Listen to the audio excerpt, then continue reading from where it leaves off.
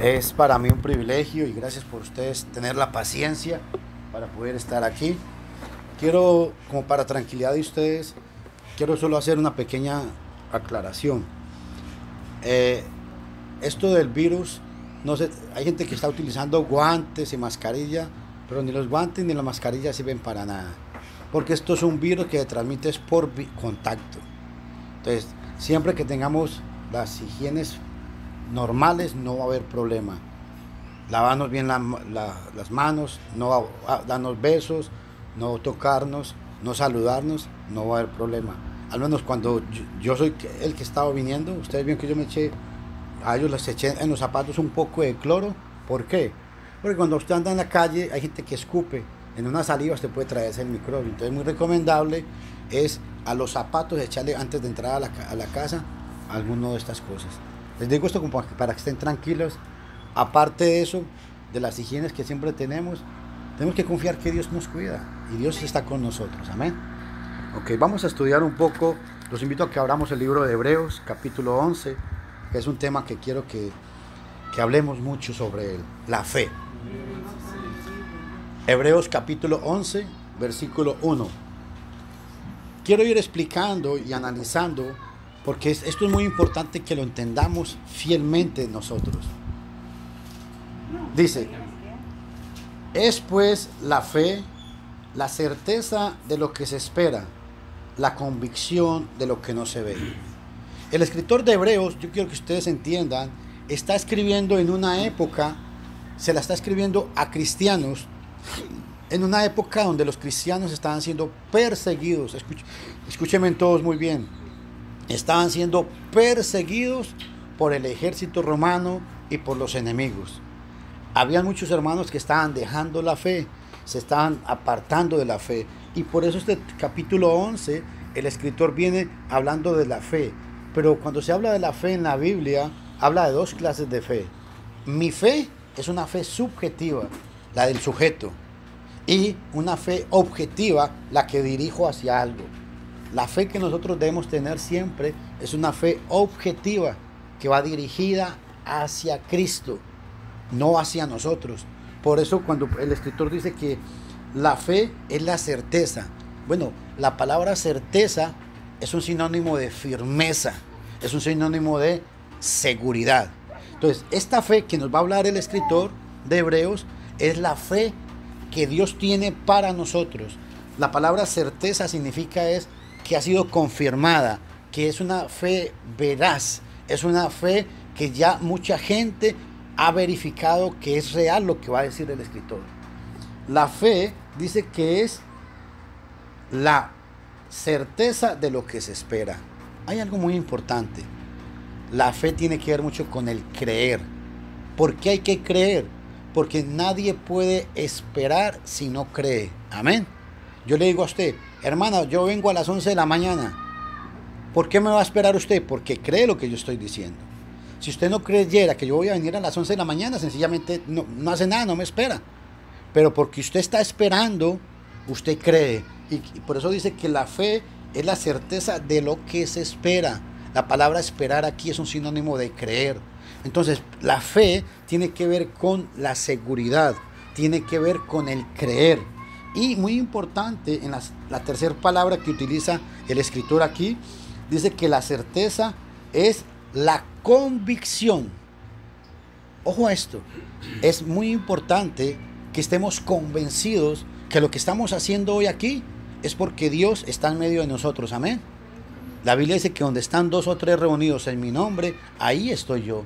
Esto lo hacemos es porque creemos firmemente que Dios está en este lugar con nosotros. Entonces, 3 cosas importantes. Porque a veces los hermanos muchas veces hablan de fe, sí. Pero cuando hay situaciones en donde la fe hay que demostrarla, no solamente hablar. Es que yo creo en Dios, es que yo amo a Dios. No, hay que demostrarla. Y la única manera de poder demostrar nuestra fe es cómo, cuando hay situaciones difíciles, demostramos que estamos convencidos de lo que creemos. Estamos convencidos y como estamos convencidos, creemos. Y porque creemos, somos capaces de esperar en Dios. Hay algo muy importante. ¿Qué produce la fe? Si ustedes ven en el versículo 2, vea lo que dice. Porque por ella, ¿ella cuál es? La fe del versículo 1. Porque por ella alcanzaron buen testimonio los antiguos. Entonces la fe me lleva a alcanzar. La palabra alcanzar aquí es, me lleva a lograr. Me lleva la fe que habla la Biblia, no mi fe, la fe de Dios. La fe de Dios me lleva a mí a alcanzar a hacer la voluntad de Dios. Por eso dice en el versículo 2, por la fe, por ella alcanzaron. Entonces, la fe, que es la seguridad, que es creer, que es estar convencido, ese tipo de fe, cuando estoy convencido, me lleva a mí a alcanzar. Vean en el versículo 3, por la fe entendemos haber sido constituido el universo por la palabra de Dios, de modo que lo que se ve fue hecho de lo que no se veía. Otra palabra importante en el versículo 3, la fe me lleva a mí a entender. ¿Saben algo importante? Hay mucha gente se está muriendo desde miedo, de terror, y es más el miedo que la gente tiene de este virus que realmente en sí el virus, el mal que está causando. ¿Está matando gente? Claro que sí, pero hay que ver a qué tipo de gente está matando, a qué tipo de gente está llevando, gente que no tiene precauciones. Si tenemos siempre las precauciones, hagamos algo importante. Tenemos que saber, y para poder saber hay que entender. Pero dos cosas importantes: la fe me hace alcanzar, la fe me hace entender. Vean el versículo 4, otra palabra que quiero rescatar. Por la fe, Abel ofreció a Dios más excelente sacrificio que Caín, por lo cual alcanzó testimonio de que era justo, dando testimonio de sus ofrendas, y muerto, aún habla por ella. Ojo a esta palabra que les voy a decir. Versículo 4, ofreció. Hay tres palabras que ustedes quiero que se vayan entendiendo. ¿Qué es la fe? La fe es la seguridad. ¿Seguridad de qué? De creer en la voluntad de Dios. Cuando yo creo en la voluntad de Dios, esa creencia me convence. Eso me produce en mí la convicción. Cuando yo tengo esa convicción en Dios, hay algo muy importante. Me lleva a alcanzar la voluntad de Dios. Primero, me lleva a entender. Y en el tercero, me lleva a ofrecer. Y para ofrecer hay que hacer sacrificios. Para ofrecer hay que dejar muchas cosas a un lado. Para ofrecer hay que entender qué es lo que Dios demanda de cada uno de nosotros. Amén. Otro detalle muy importante en el versículo 5. Por la fe, Enoc fue transpuesto para no ser muerto, y no fue hallado porque lo transpuso Dios. Y antes de que fuese transpuesto, escuchen estas palabras, y antes de que fuese transpuesto, tuvo testimonio de, ojo a esta palabra, haber agradado a Dios. Es muy importante esto que estoy diciendo. Entonces, vámonos del versículo 5 hacia atrás, y para que ustedes entiendan. Hagámosle la pregunta al texto. ¿Cómo agradamos a Dios? Versículo 4. Vea el versículo 4, dice, ofreciendo. Por la fe, ofreció. Entonces, ¿cómo agrada a Dios? Ofreciendo. Versículo 4. Versículo 3. Por la fe. Versículo 3. Por la fe entendemos. ¿Cómo hago yo para ofrecer? Yo voy a ofrecer cuando entiendo la voluntad de Dios. Versículo 2. Vea qué importante el versículo 2. Por la fe, por ella alcanzamos testimonio. Por la fe, ojo, cuando ofrecemos, cuando entendemos, alcanzamos la voluntad de Dios. Y entonces estas tres cosas me llevan a mí a entender que estoy haciendo la voluntad de Dios. Amén. Vuelvo a repetirles. En el versículo 5 dice que por la fe, en el versículo 5 dice, tuvo testimonio de haber, Enoc tuvo testimonio de haber agradado a Dios. Versículo 5. ¿Cómo tuvo testimonio de haber agradado a Dios? Versículo 4, porque había ofrecido. Versículo 3, ¿Por qué? Porque había entendido. Versículo 2, porque había alcanzado. Esas tres palabras son muy importantes. Ofrecer, entender y alcanzar. Cuando yo ofrezco a Dios lo mejor, cuando yo entiendo lo que estoy ofreciéndole a Dios, alcanzo la misericordia de Dios, alcanzo la voluntad de Dios. ¿Y saben por qué? Vamos a ir a Mateo capítulo 3, Mateo capítulo 7. Vea qué importante es este pasaje. Mateo 7, 13 y 14. El 6 hablaba sobre la fe. Ok. Vean Mateo 7, Mateo capítulo 7, 13. Vea lo que dice. Entrad por la puerta estrecha, porque ancha es la puerta y espacioso el camino que lleva a la perdición, y muchos son los que entran por ella. Porque estrecha es la puerta y angosto el camino que lleva a la vida, y pocos son los que la hallan. Quiero recalcar esta palabra. Pocos son los que la hallan. Pocos son los que la hallan. Jesús está hablando de dos puertas. Ojo a esto. ¿Por qué una puerta? ¿Para qué sirve una puerta? La puerta, si está ahí, yo tengo que tomar la iniciativa de abrir o de cerrarla. Amén. Por eso Jesús viene en el 13 y dice, entrad por la puerta estrecha. Hay una puerta que es estrecha. En el versículo 14 dice, porque ancha, porque estrecha es la puerta y angosto el camino. Entonces, hay una puerta ancha y hay una puerta angosta. Pero ¿cómo sé yo cuándo puedo escoger la mejor puerta? Cuando ofrezco, cuando entiendo lo que estoy ofreciendo, alcanzo la misericordia de Dios. Grábese en eso. ¿Y por qué alcanzo la misericordia de Dios? Porque mi fe es la seguridad de creer de que estoy haciendo la voluntad de Dios. Hebreos capítulo 11, versículo 1. Ahora, la pregunta aquí es, ¿pero por qué Jesús habla de la puerta? Vamos a ir a Juan capítulo 10. Juan capítulo 10. Y vea qué importante. Juan capítulo 10, versículo 7. Escuchen lo que dice la palabra de Dios. Volvió pues Jesús a decirles, de cierto os digo, escúchenme todos por favor.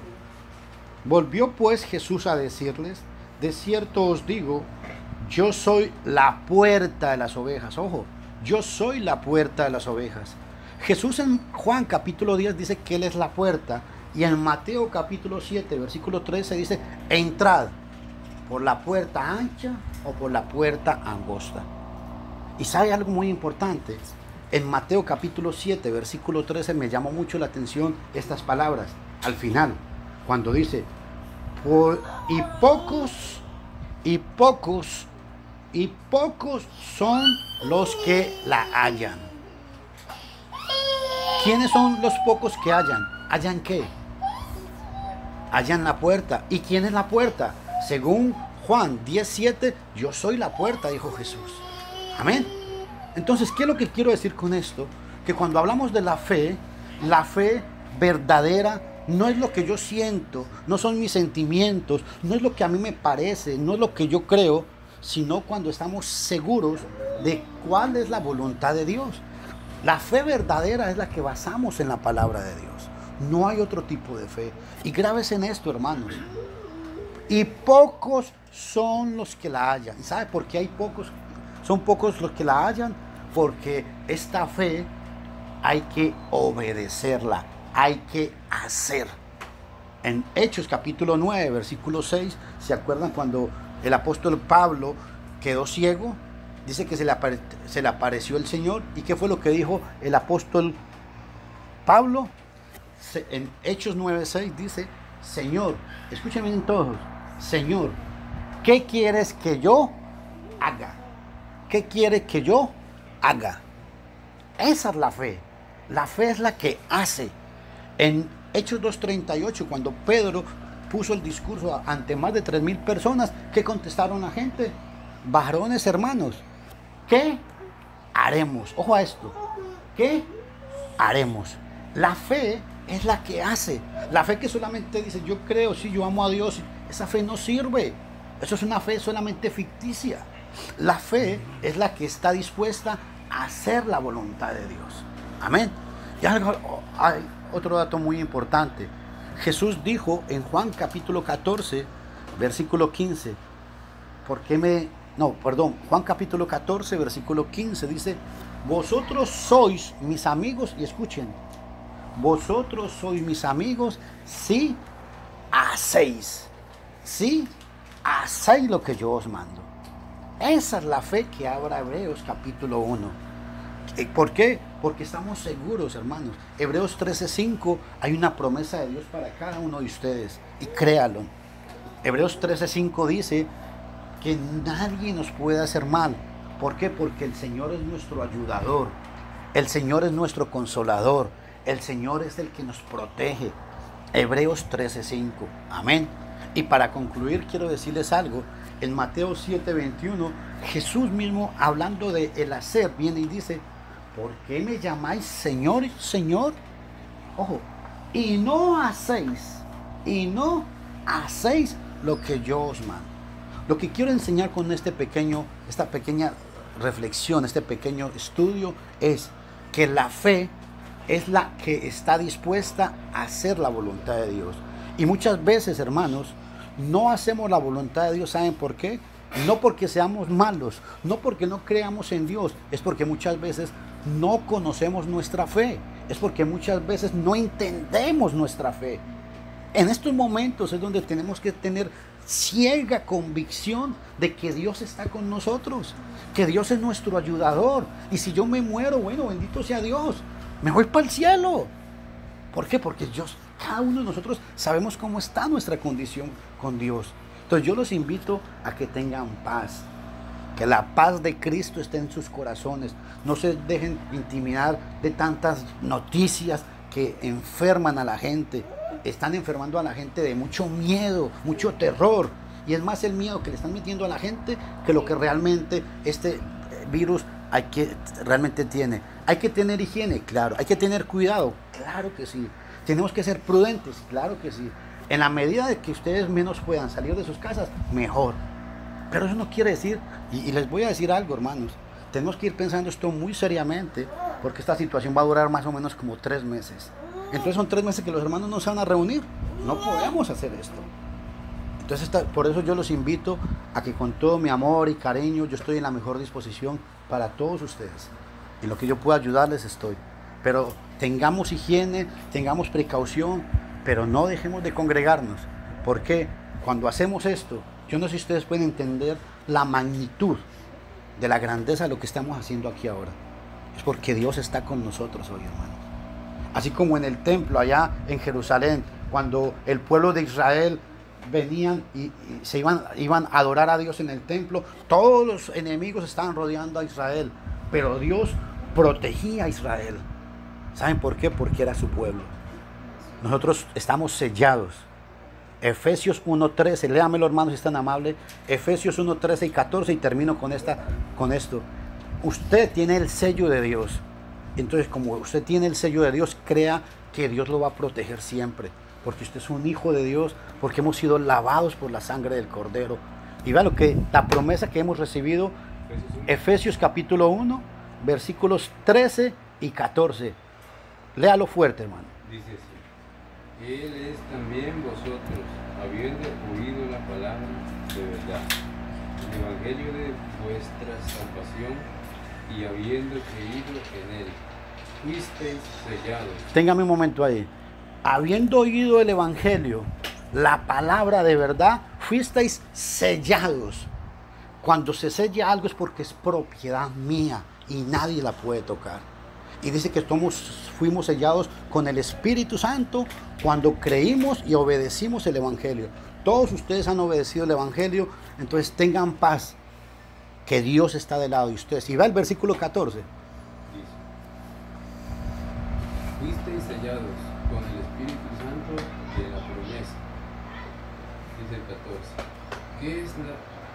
¿Qué es las arras de nuestra herencia, hasta la redención de la posesión adquirida para alabanza de su gloria. En el 14 habla de las arras del Espíritu. Viene a ser lo mismo del Espíritu Santo. El Espíritu Santo viene a morar cuando obedecemos el Evangelio. Todos ustedes tienen la protección de Dios. Y crean, hermanos, encomienden a sus hijos, encomienden a su familia en las manos de Dios. ¿Por qué? Porque es promesa de Dios. Mis hijos, cuando yo oro por mis hijos, Dios tiene cuidado de ellos. Porque somos hijos de Dios, grábense en eso. Entiendan ese privilegio que cada uno de ustedes tienen. Son hijos únicos de Dios y Dios los va a cuidar a pesar de lo que así se venga el mundo por encima. Vean que cuando el pueblo de Israel iba a salir de Egipto, hubo una gran pestilencia y todos los que tenían la marca en la puerta, pasó el ángel de la muerte y no los tocó. Así es igual espiritualmente con nosotros. Dios, el Espíritu Santo está en nosotros y Dios nos va a proteger donde quiera que estemos. Obviamente, seamos prudentes, lavémonos las manos, no nos tocemos las caras, no nos saludemos, pero sigamos adelante, porque esto va a durar por lo menos 3 meses y tenemos que planear cómo organizar el culto de una manera mejor.